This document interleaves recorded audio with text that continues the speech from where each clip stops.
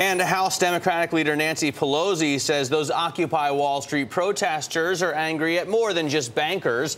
Pelosi told ABC the protesters are mad that they don't have jobs, those who have graduated from college already. They're also angry at government actions that aren't relevant to their lives. Bloomberg contributing editor Bill Cohan went to the protests last week, and he joins us now via Skype from Ancremdale, New York. Bill, good morning. Thanks for joining us this early. Good morning, Matt. Let me ask first your impressions. I mean, I read your column. I loved it, as usual. But why don't you share with our viewers your impressions of the kids down there? Well, Matt, I thought it was really important to go down there, of course, as you did, as many have. I will say that I went down there on a Thursday afternoon, last Thursday afternoon.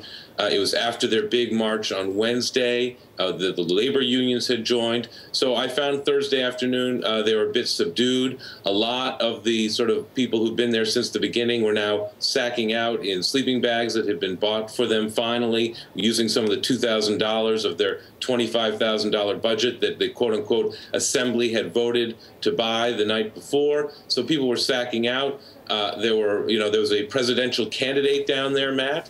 A Harry Braun that not many people know is running for president. He is concerned that our democracy is not really a democracy, it's a republic, which actually isn't all that different than Benjamin Franklin said when it was formed. He said a republic, it's a republic if you can keep it. So that really isn't a surprise. There was a woman playing with a pet squirrel. There was some performance art. My favorite was a kid that looked like he was a college student who was doing his economics homework with very complicated formulas. So this is a revolution or a protest where people are still taking time to do their economics homework, which is probably encouraging in one sense. That, but it's had the feel to me more of street fair rather than ongoing protests. Now, again, maybe it was just the afternoon because they had a big night the day before. Right. I think it's key, actually, what time you go down there, because if you go in the morning, there's still a bunch of kids that are taking a semester off from college, right? And it felt to me like they're just putting as much effort and energy as they can into not doing anything, which, if they were half as productive in a regular job, that would be helpful. But you do see the adults come in the afternoon, right? And then you see a slew of New York Times reporters coming in. Right, and I happened to see David Carr when we were both there together. And then at 7 p.m., they have their quote-unquote assembly, which is their democratic way where they shake their hands and fingers to express themselves with no leadership.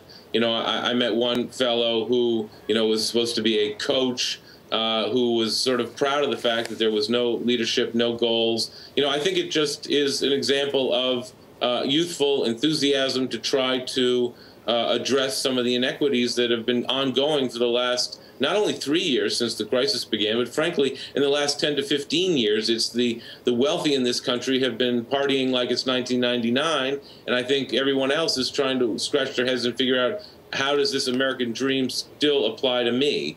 And it's not clear yet.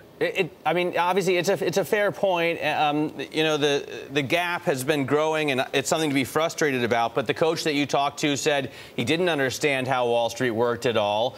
He didn't understand any of the issues that were bringing the kids down there together, with the exception of the frustration, right? I mean, a lot of people would say maybe if he worked a little bit to try and understand these things, maybe he could be partying like it's 1999.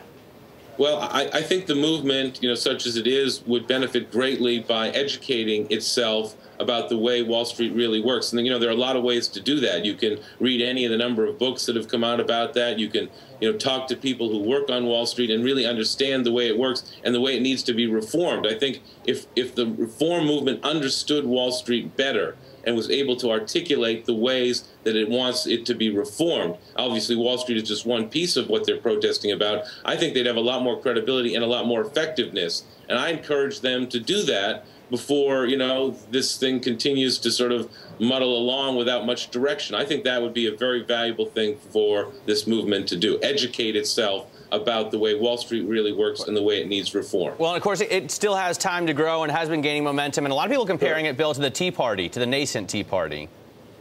Well, my problem with that, and again, that's something that David Carr did as we were walking along. My problem with that, Matt, is that, the Tea Party was extremely well backed. I mean, the Koch brothers, among others, those were, multi-billionaires, some of the wealthiest people in this country. They organized themselves at the granular level to get people, candidates for seats in Congress. They were very effective at that. They have a huge congressional presence now. I don't really see this going in that direction. Now, maybe it's still early days, but, it seemed to be ever since, the idea of the Tea Party was initiated, I believe, on CNBC,